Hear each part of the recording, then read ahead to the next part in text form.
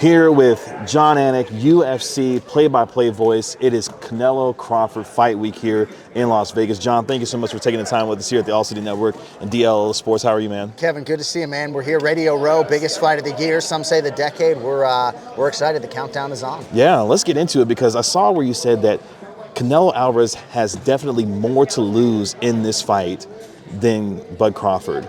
Why is that? So if you and I fought, who do you think would have more to lose, you or me? Probably you, right? Because you're the bigger man, right? So I think that's the jumping off point for me, right? And even in mixed martial arts, the world in which I reside most of the time, sometimes fighters are reluctant to fight the smaller man, even if it's a legend, because there is some sort of embedded downside, right? If you lose to the smaller man, right? Like, you'd be a massive favorite to beat me. So that's part of it for me. Legacies are entrenched for both of these guys. They're first ballot Hall of Famers. I mean, a lot of people here who have a better historical framework than me are going to argue about all-time greatness. Are they top 10, top 15, top 25? Boxing's got a lot of all-time greats. But I do think when you're the naturally bigger man with big, denser bones, even if you're giving up a few inches in reach, and you are the betting favorite as Canelo Alvarez is, I think there is a little more pressure on him, even though he's not the undefeated guy. And I think he has more to lose. And you talk about coming over from the UFC world, obviously with mixed martial arts, you and your man, Kenny Florian, doing your thing on your daily podcast.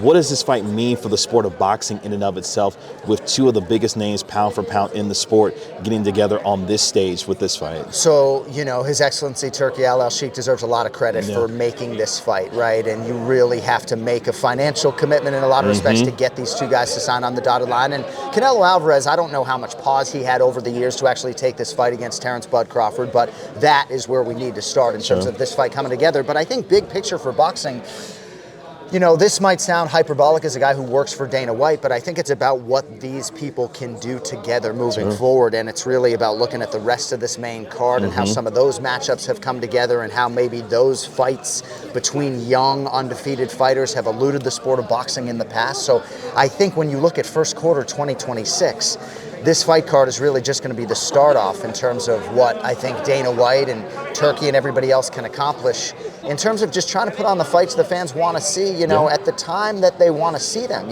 Some even suggest this fight is happening a little bit too late.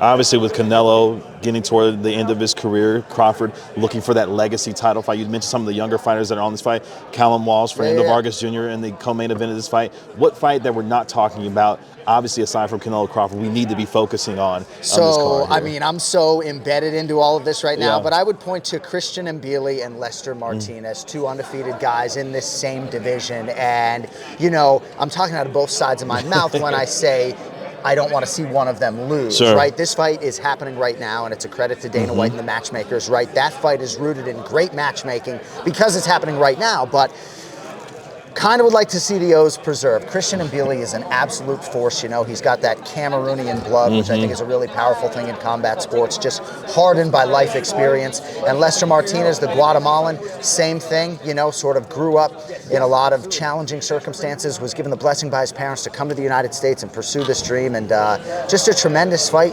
I think Lester Martinez might be a skosh more tactical. Mbili, I think, has that death touch in terms of the knockout power. Co-main event that you mentioned, Fernando Vargas Jr., Callum Walsh, outstanding as well.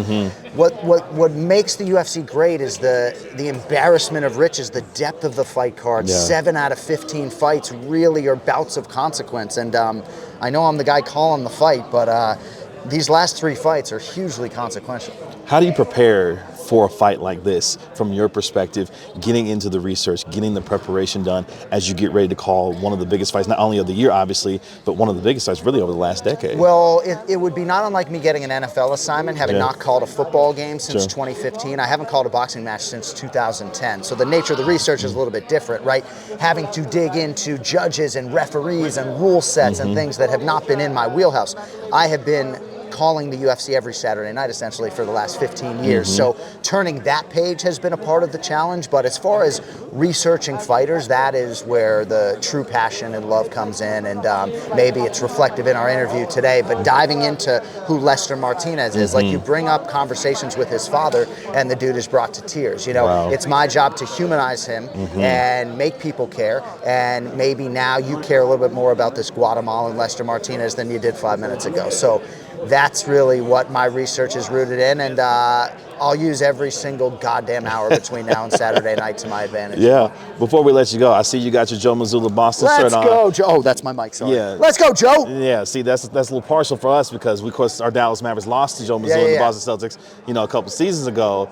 You got a fantastic story that you got to let us know because there wasn't a lot of positivity from that finals, even though the Celtics won that series. All right, I'm really excited to tell you guys this story in Dallas, and what a fine city, by the way, Dallas. Thank you so Texas, much. USA. We appreciate that. So, one of our IT guys with the UFC asked Dana White if maybe he could use a room to watch Game 3 of the NBA Finals. And Dana White said, I'll take it a step further. Why don't you go to the game? And Dana White spent, I think, roughly $160,000 to send 4 of us to Dallas for Game 3. Sat right behind Mike Breen and the ESPN broadcast team, right?